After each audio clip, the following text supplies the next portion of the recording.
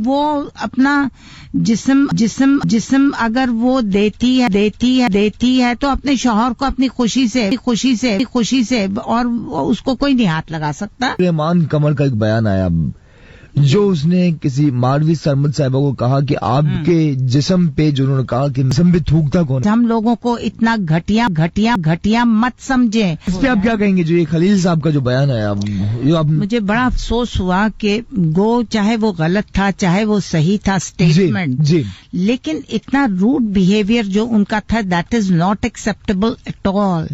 औरत की भी एक रिस्पेक्ट होती है, देखें उसकी रिस्पेक्ट होती है। आप पूरी दुनिया में जग में बैठकर, आप टीवी स्टेशंस पे बैठकर उसकी इतनी जग रसाई कर रहे हैं, उसको इतनी इंसल्टिंग वे में आप जो कह रहे हैं, that is not acceptable at all by women.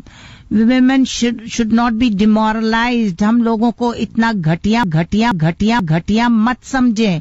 अगर उसका मकसद ये नहीं था, हाँ औरत है ठीक है, वो अपना जिस्म अगर वो देती है तो अपने शौहर को अपनी खुशी से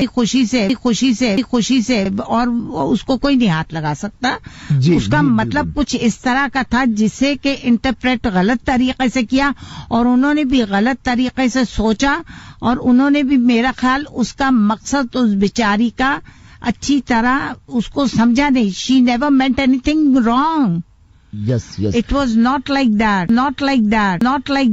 Absolutely. अच्छा भाई, अब उसका मतलब ये था कि औरतों के साथ जो कुछ होता है वो नहीं होना चाहिए, वो उनकी मर्जी के खिलाफ है।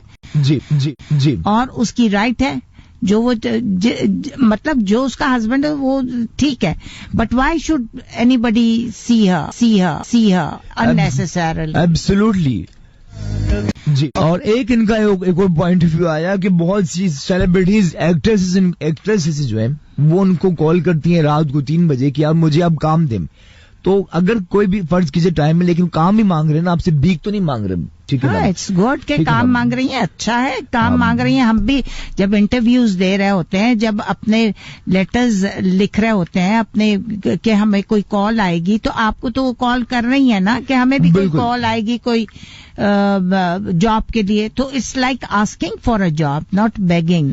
एब्सोल्युटली जी। और वो अपना जिस्म अगर वो देती है तो अपने शौहर को अपनी खुशी से और उसको कोई नहीं हाथ लगा सकता। रहमान कमर का एक बयान आया जो उसने किसी मारवी सरमद साहिबा को कहा कि आपके जिस्म पे, जो उन्होंने कहा कि जिस्म पे थूकता कौन। हम लोगों को इतना घटिया मत समझे।